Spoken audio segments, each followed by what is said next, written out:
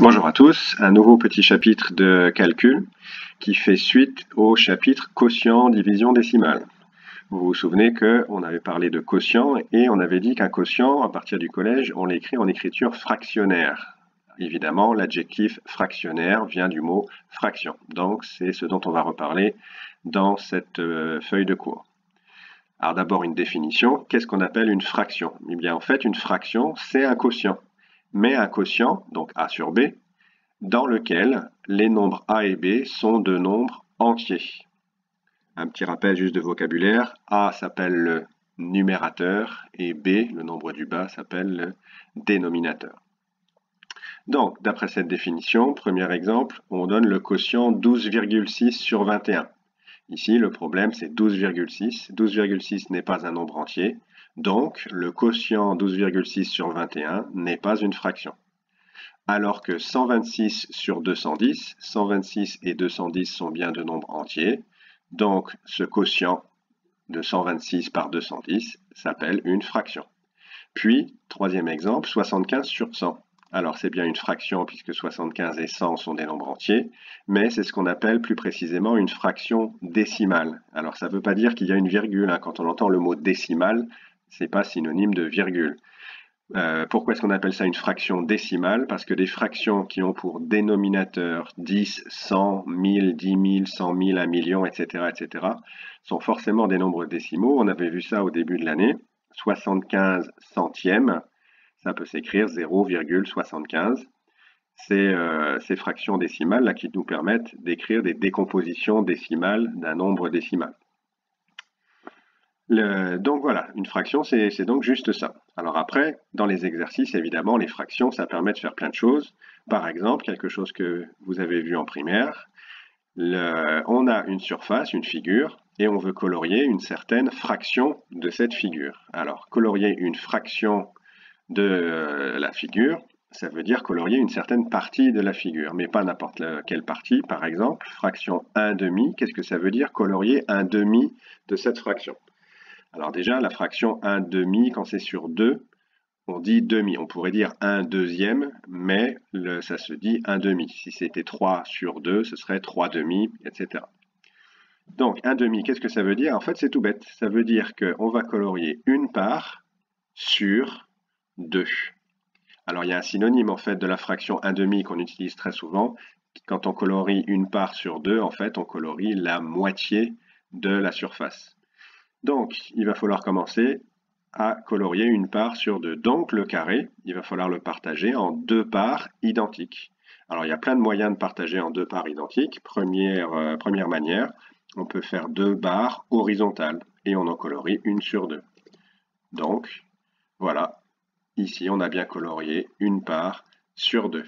Alors, attention, est-ce qu'on a regardé les petits carreaux? Non, on a juste regardé le carré, on l'a partagé, on a tracé un segment ici qui partage en deux bandeaux identiques et on colorie un bandeau sur 2. On peut faire la même chose verticalement, évidemment. Voilà, ici on a colorié une part sur deux parts identiques. Ce qui est un peu plus difficile à faire, j'avoue, à l'ordinateur, là, c'est de colorier en diagonale, mais ça aurait été possible. Hein. On trace une diagonale du carré et on colorie un triangle sur 2, donc ça aurait fait un demi. Et bien une autre manière de faire aussi, c'est quand on regarde tous les carrés, là, les 16 carrés. Alors pourquoi 16? Parce que 4 fois 4 hein, égale 16. Quand on regarde ces carrés, on peut se dire qu'on va colorier un carré sur 2. Et en fait, on va obtenir ce qu'on peut appeler un échiquier ou un damier. Donc, premier carré que je colorie, le suivant, je ne le colorie pas, je colorie le suivant, puis j'en saute un, puis en dessous, je colorie un autre sur 2, encore un, et à chaque fois, je colorie un carreau sur 2. Ben, si j'ai colorié un carreau sur 2, j'ai donc colorié un demi du carré total. Ensuite, deuxième fraction que l'on veut colorier. Donc on va faire plusieurs exemples de coloriage possibles. C'est une fraction sur 4. Alors là aussi, fraction sur 4, ça apporte un nom particulier. On ne dit pas 3 quatrièmes, on dit 3 quarts. Ça, on l'utilise souvent dans un quart d'heure ou 3 quarts d'heure. Donc ici, on doit colorier 3 parts sur 4. Ça veut dire qu'il faut découper le carré en 4 parts identiques.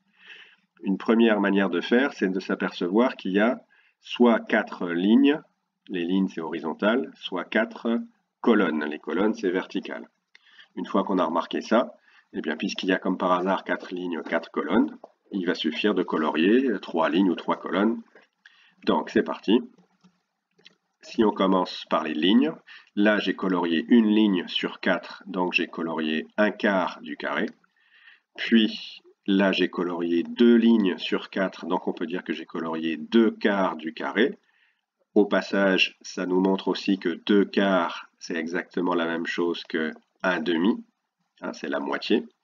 Il me reste donc à colorier une troisième barre horizontale.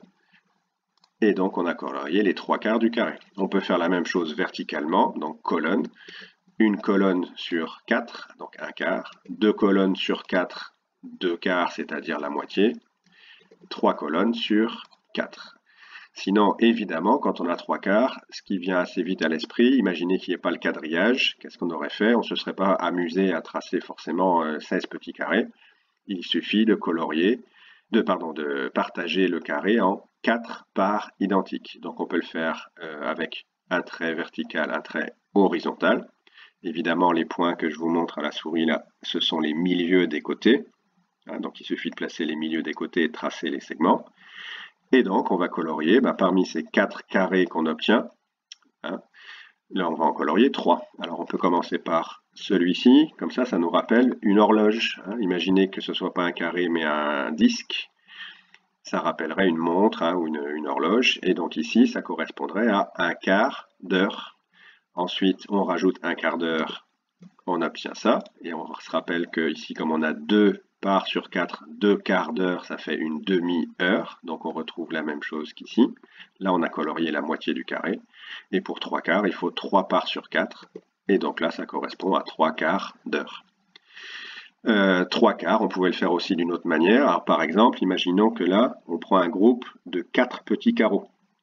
Si je colorie 3 petits carreaux sur 4, dans chaque paquet de 4, eh bien, ça nous aura fait colorier les 3 quarts du grand carré.